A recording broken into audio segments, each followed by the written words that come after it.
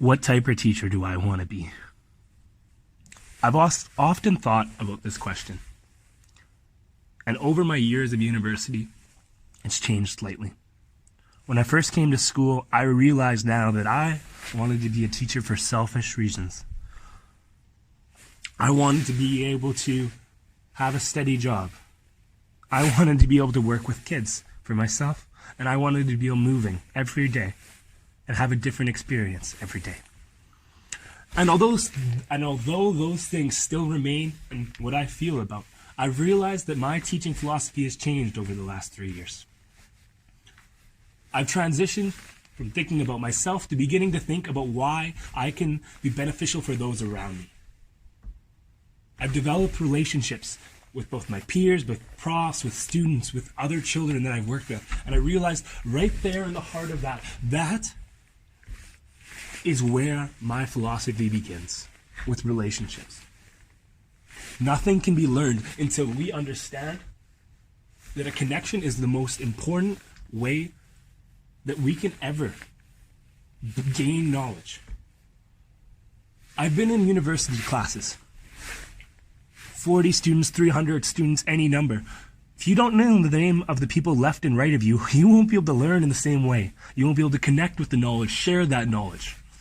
But when I'm in a classroom where every single person knows each other's name, every single person understands what's going on in that class and how it relates to themselves and others, whether it's challenging them, whether it's connecting with them, well, that class will be at a different level than any other class they'll be taking in university.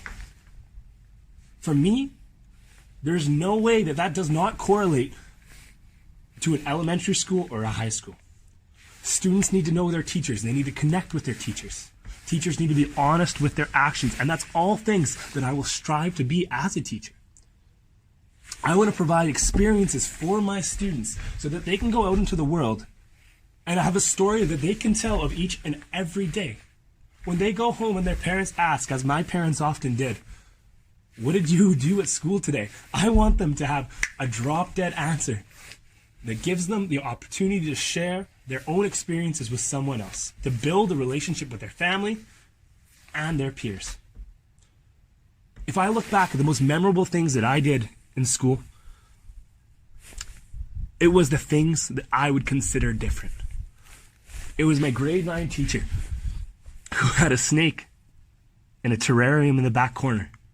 It was the experiments that my chem teacher allowed us to do that maybe we should not have. And it was the days we went outside and did math rather than do it in the stuffy classroom. Now, the problem with me wanting to say all these high-minded ideas, unfortunately, is that it's very easy to get caught in a rut, in what's normal, what's you're used to be. It's very easy to follow a textbook every day. We're going to go on to the next page. And I really need to think about how I, as a teacher, will be continually adapting what I'm doing, adapting my teaching product, so that I am never in a situation where I'm stagnant. As I sit outside today, I look out at a valley as I'm at the Dallas Valley Ranch attending the student leadership experience. I've came for the last 3 years. Here talking to my peers, talking to mentors, talking to people that I may never have connected with otherwise. I very much realize that the only way I will be able to reflect on my practice is by continually adapting what I'm teaching, by talking to other teachers, talking to other stakeholders, talking and having an honest conversation about what's working, what's not. In order for me to do that as a teacher, I realize that is going to take work, that is going to take time, that is going to take professional development days, but it will be so much important to the students who will be rewarded behind it. If I can reflect on my practice and understand, as the quality teaching physical education today says, that if I can begin to develop an identity of who I am as a teacher, then I'll be able to make decisions that will go far and beyond, with confidence, what I originally planned.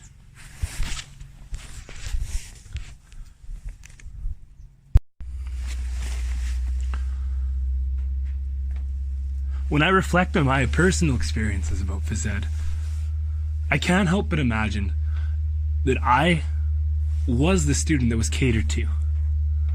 And whether it would be grade 9, 10, 11, 12, I think about the experiences of my peers and how myself being an athletic person, I loved phys ed, but many did not.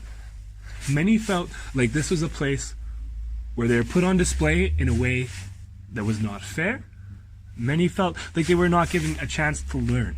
Many felt like they never had the opportunity to succeed. And all those things mold into what I believe I need to be doing as a teacher today.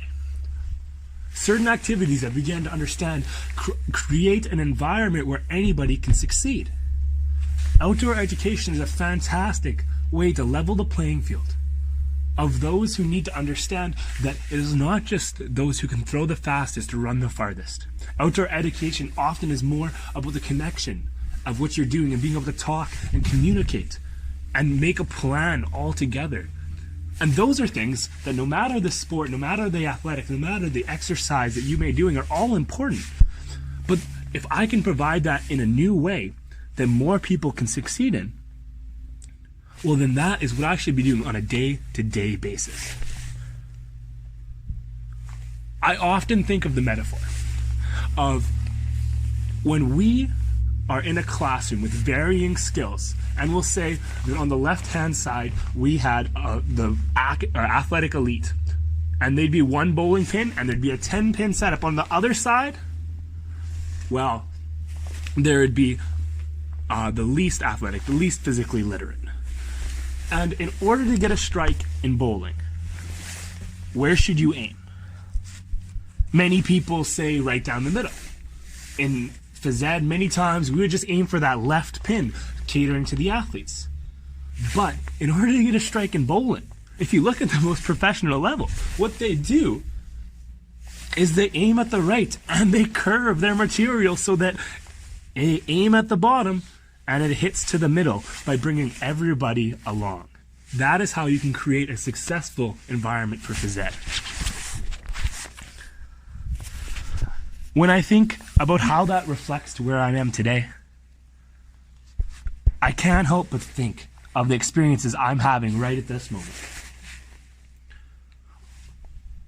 Internships are fantastic. The days that we're in school are useful.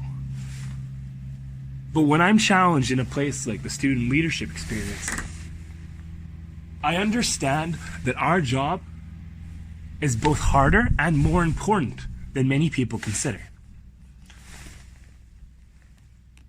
Each day we're given a different task of helping students along, helping them give that feeling of success. Here, when I see the enthusiasm of my peers and energy that's created by the people I'll be working alongside across Canada, this experience helps me mold about who I want to be, the teacher, and the types of lessons I want to have, and the feeling that I want my students to leave the school with.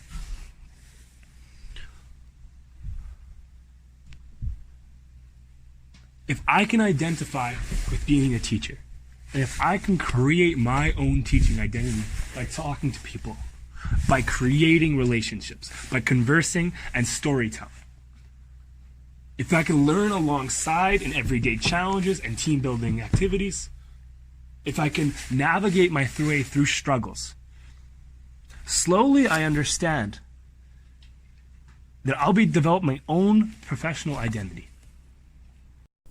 As I talk to my mentors that are out at the SLE, as I've talked to my mentors in my past, I realize that that identity will be serving as the baseline, as everything that I want to do, as a teacher, as a leader, as a person. To me, it might be the most important part of my entire time at university, because when I am challenged, my teaching identity is what I will return to. When I am questioned, my teaching identity is where I will fall back on.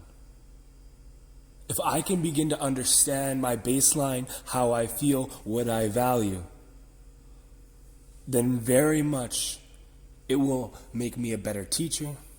It will make me a stronger person. and it will make me more confident in every action that I ever do.